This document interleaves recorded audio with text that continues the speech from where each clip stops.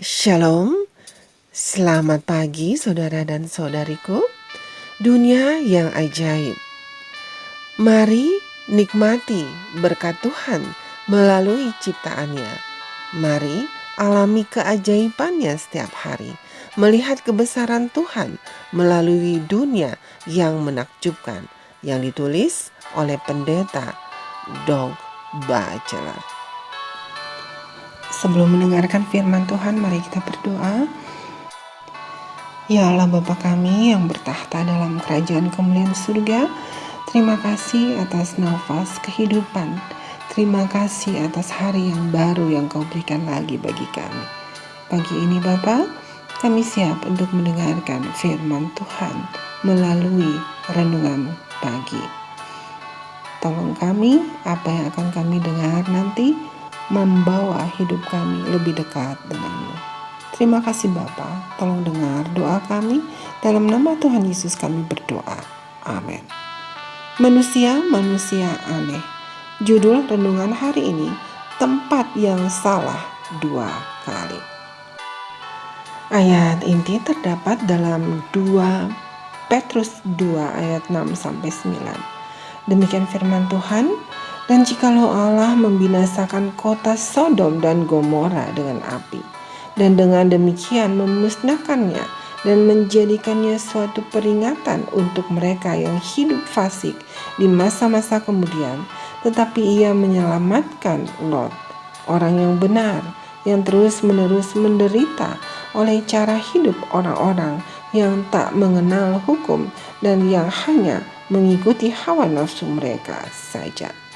Sebab orang benar ini tinggal di tengah-tengah mereka dan setiap hari melihat dan mendengar perbuatan-perbuatan mereka yang jahat itu, sehingga jiwanya yang benar itu tersiksa. Maka nyata bahwa Tuhan tahu menyelamatkan orang-orang saleh dari pencobaan dan tahu menyimpan orang-orang yang jahat untuk disiksa pada hari penghakiman. Saudaraku, seorang insinyur berusia 29 tahun untuk Mitsubishi Heavy Industries bernama Tsutomu Yamaguchi sedang dalam perjalanan bisnis di Hiroshima, Jepang, ketika Amerika Serikat menjatuhkan bom atom pertama. Pada pagi hari tanggal 6 Agustus tahun 1945, Yamaguchi sedang turun dari tram ketika perangkat atom yang dijuluki anak kecil diledakkan di atas Hiroshima. Kata Yamaguchi, dia berada kurang dari 3 km dari titik nol ketika dia melihat kilatan cahaya yang menyilaukan. Kemudian gendang telinganya pecah dan tubuh bagian atasnya terbakar oleh ledakan yang terjadi kemudian. Ledakan tersebut menghancurkan sebagian besar bangunan kota dan menewaskan 80.000 orang.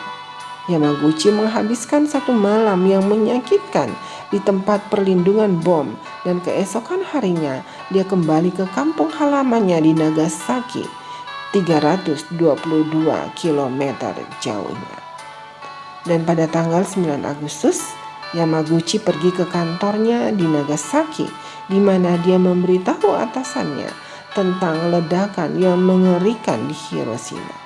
Saat itu bertepatan dengan dijatuhkannya bom kedua yang dikenal sebagai Fatman yang menghantam Nagasaki, membunuh 70.000 orang di sana. Yamaguchi berkata, tiba-tiba cahaya putih yang sama memenuhi ruangan. Saya pikir awan jamur telah mengikuti saya dari Hiroshima. Saya bisa saja mati dengan mudah pada hari-hari itu. Yamaguchi menjadi satu-satunya orang yang dengan resmi selamat dari kedua ledakan atom yang menyerang Jepang pada Perang Dunia Kedua. 6 hari setelah serangan di Nagasaki, Jepang menyerah.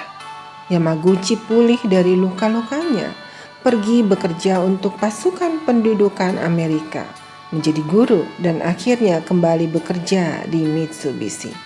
Dia berada dalam kondisi kesehatan yang baik hampir sepanjang hidupnya, kata putrinya. Meskipun paparan radiasi ganda, dia hidup sampai usia 93 tahun. Saudaraku, Alkitab berbicara tentang kota-kota lain yang musnah akibat kebakaran surga. Tapi para saksinya tidak seberuntung itu. Penduduk Sodom dan Gomora yang melakukan percabulan dan mengejar kepuasan-kepuasan yang tak wajar dalam kitab Yudas 1 ayat 7. Dibinasakan sepenuhnya. Sayangnya mereka berpaling dari satu-satunya sumber kehidupan itu. Mari kita berdoa. Terima kasih Tuhan, kami boleh belajar peristiwa yang terjadi pada saat pemboman dan Yamaguchi selamat. Tolong kami Tuhan, orang yang berdosa ini, untuk berpaling kepadamu, sumber kehidupan. Tolong berkati kami di sepanjang hari ini untuk selalu hidup lebih berkenan kepadamu. Dalam nama Tuhan Yesus kami berdoa. Amin. Saudaraku, demikianlah renungan pagi hari ini. Tuhan Yesus memberkati. Amin.